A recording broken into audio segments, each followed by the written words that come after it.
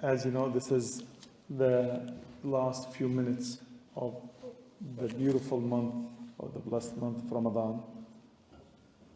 And we'll continue, inshallah, giving this book every Tuesday, if Allah gives us a life, after Asr, every Tuesday after Asr, inshallah.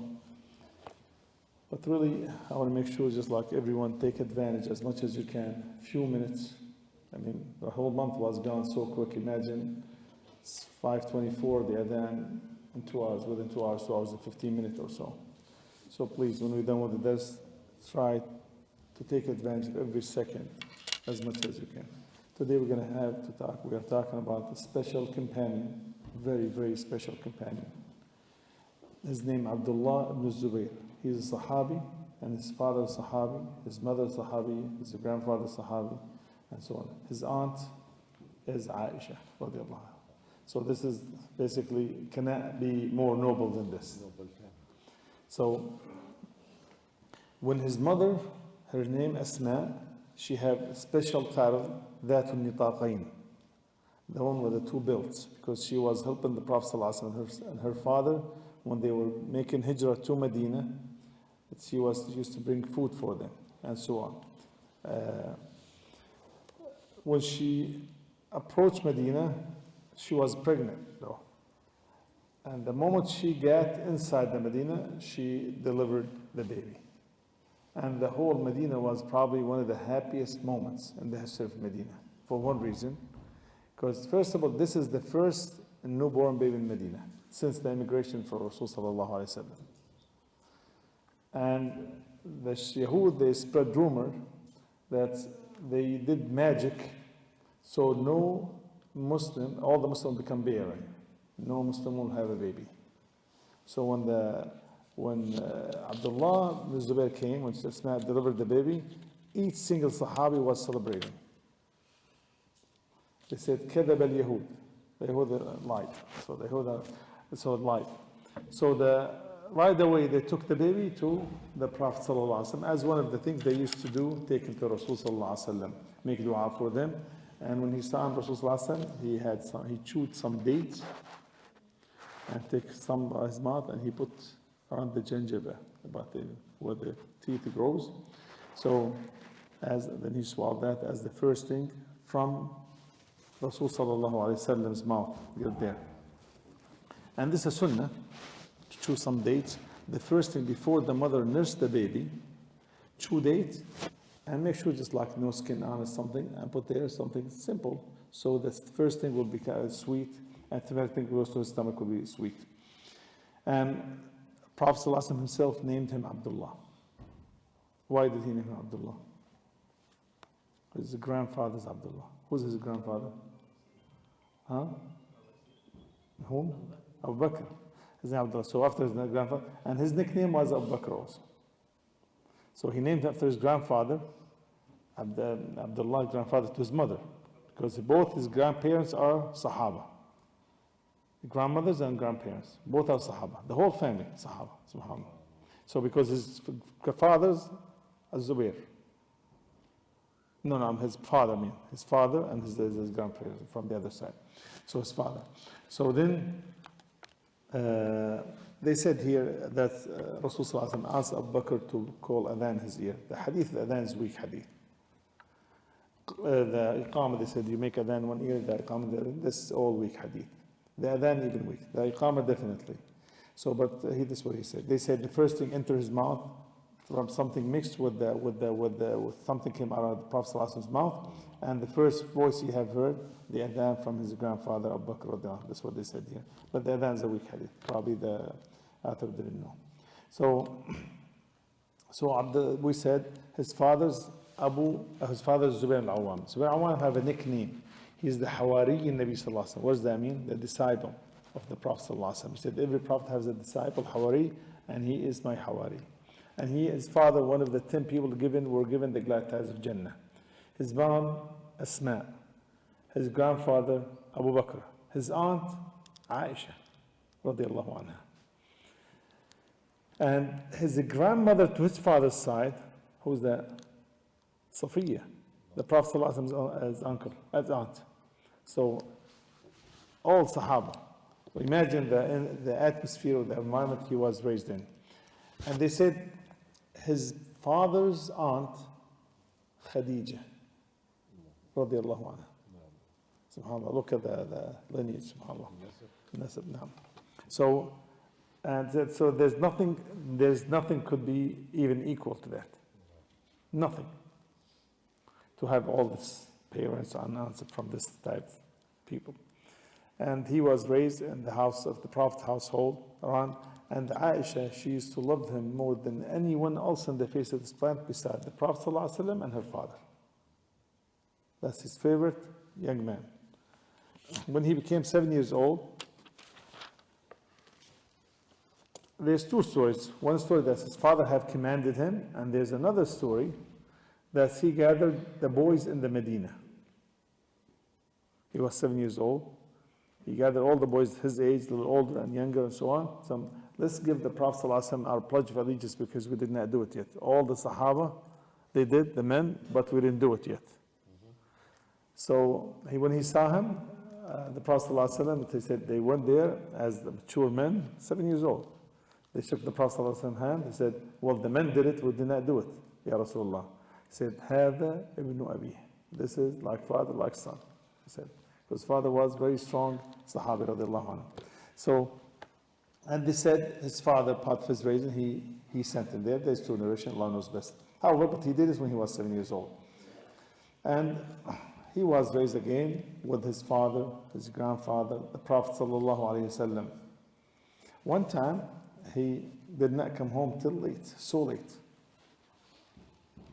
So the father, when he came, Zubayr, he told him, where were you? He said, man, oh father, I was with some people in the masjid. Man, subhanAllah, I wish you were there. So what happened? He said, they were making dhikr and reciting Quran, and every time they make dhikr, they faint out of humbleness and khushu'. I told his father, he said, I've never seen something like this. They do so much khushu', and then when they do dhikr, one man, he said, one of them, he said, Allah, Allah, so loud, and he faints. It's out of fear for Allah subhanahu wa ta'ala and khushu', he said. So I spent all night, all day long with him. I did not want to leave him. He told him, really? Son, you never go back to this group anymore. I said, why? He said, well, I saw the Prophet sallallahu alaihi wasallam reciting Quran, do dhikr, but he never fainted. And I saw Abu Bakr and Umar and Uthman and Ali doing that, reciting Quran, none of them was fainted. What you saying here? No one's saying. You know what they do, the Sufism. So they said they get faint sometimes out of concentration, mashallah. Scream. Yeah, screaming. They said they would not even hear you saying, they jump, Allah, Allah, Allah. So they said, make sure, don't sit, never go there. So then Abdullah ibn Zubayr, as he was raised with a house full of righteousness and piety, at the same time, his father trained him to become like a horseman, to be a fighter. It's not something just like this part, as Umar radiallahu anhu said, teach your son, like your kids, al-rimaya, wa-sibaha, wa rukub al-khayr. Teach your son to be an archer, to team swimming, to learn how to do the horseback riding. So this is the preparation. This is making part of raising your son as a man. And his father was one of the toughest Sahabah. He used to take him when he was a child to the battlefield with him. And he used to take him to witness almost every battle with him. And one time he took him to the battle of Yarmouk. Yarmouk, one of the greatest battles in the history of Islam. One of the biggest battle. Because the Muslims, there were 30,000 people. They defeated 200,000 people from the Roman. And this was the beginning of the defeat in the Roman Empire. Imagine. There's few battles, like essential, main battles, Yarmouk one of them. Besides Badr and Khandaq, those that were talking before Islam became like, and after Muslim became like a big country and so on, that Yarmouk could be the greatest battle.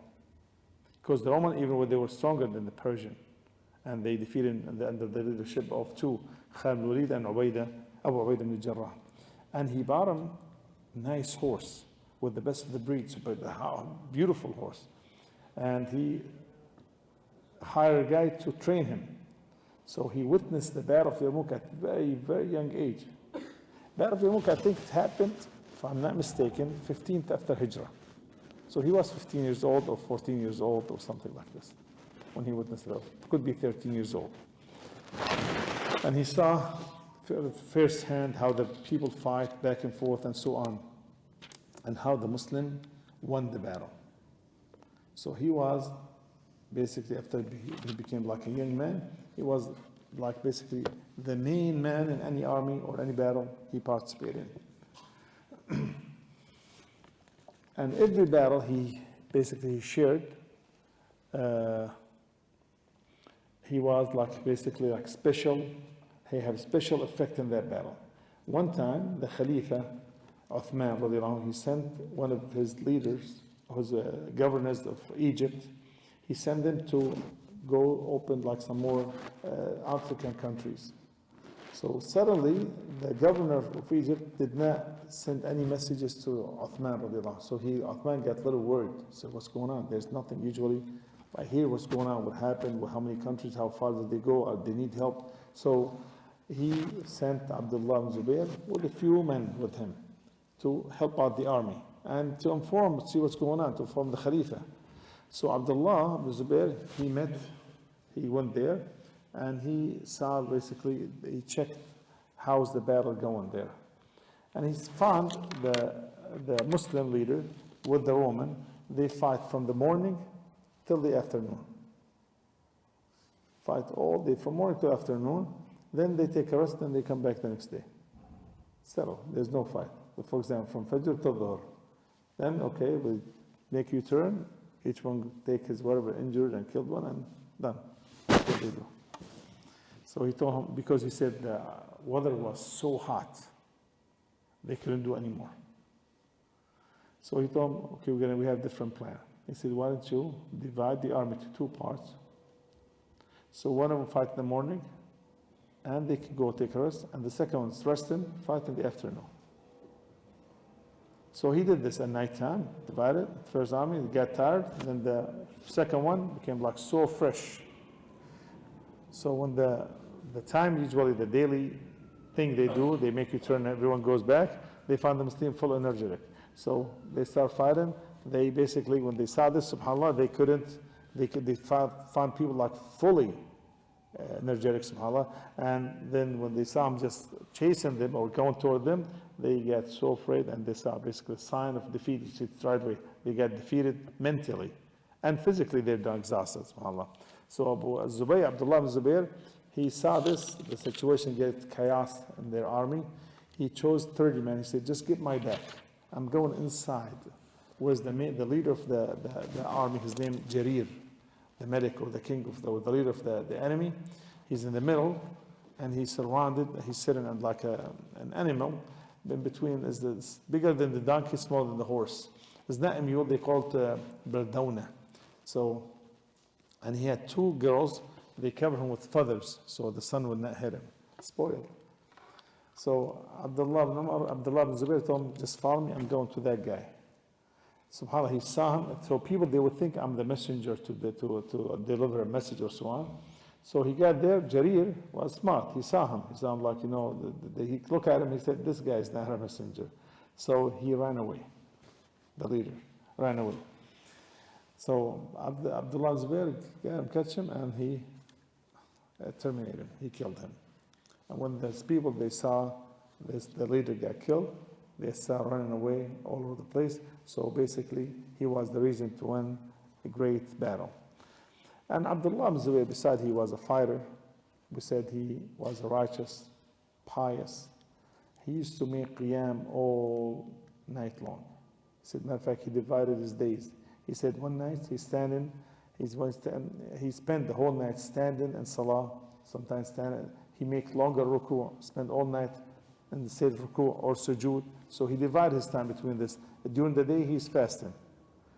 So he loved the house of Allah subhanahu wa ta'ala till the point they call him hamamat al-masjid. The hamam in pigeon. So the pigeon in the masjid, they live in the masjid. When someone comes alive, they call him hamamat al-masjid, the pigeon of the masjid. That's the Arab figure of speech. And one time, he said the day before, also he had a lot of knowledge. And he knows how to touch people's heart with his speeches. He said one time, the day of Tarwiyah, the 8th day of Al-Hijjah. the 8th day of the Hajj, the Tarwiyah, the Hujjaj, they go to Mina before they go to Arafah. So they go to Mina, this is Sunnah. But people, alhamdulillah, they practice Sunnah, they don't miss out. SubhanAllah, the Sunnah of Hajj, people, they don't miss. But when they leave the Hajj, they will miss every Sunnah almost. But in Hajj, they said, I want to do everything, every Sunnah. But what do you do with the other Sunnah?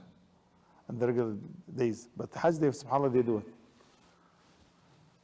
So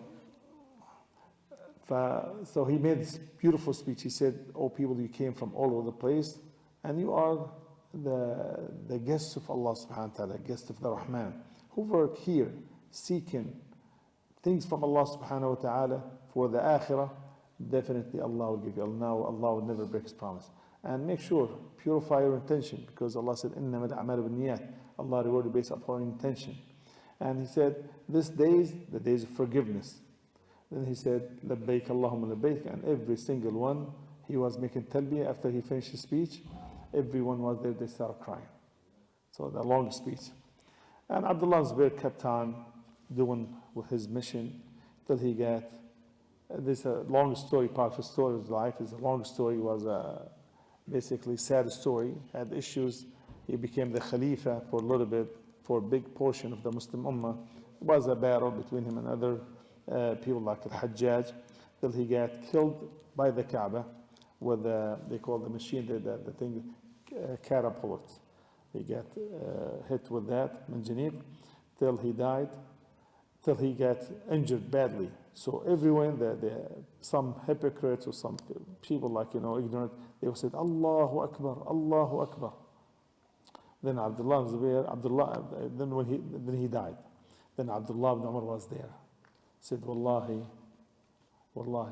the people who said Allahu Akbar when he was born, way more than you and way more righteous than you. So because the people, they said Allahu Akbar, they were happy that he died. Some people, subhanAllah, because it was the conflict between him and Hajjaj and some Bani Umayyah. And so the people, when he got killed, it was Allahu Akbar, they're happy. He said the people who made takbir when he was born, more than you and more righteous than you, the one who made takbir, or more the one who said takbir when he passed away. هذا والله أعلم. سبحانك اللهم وبحمدك أشهد أن لا إله إلا أنت أستغفرك وأتوب إليك.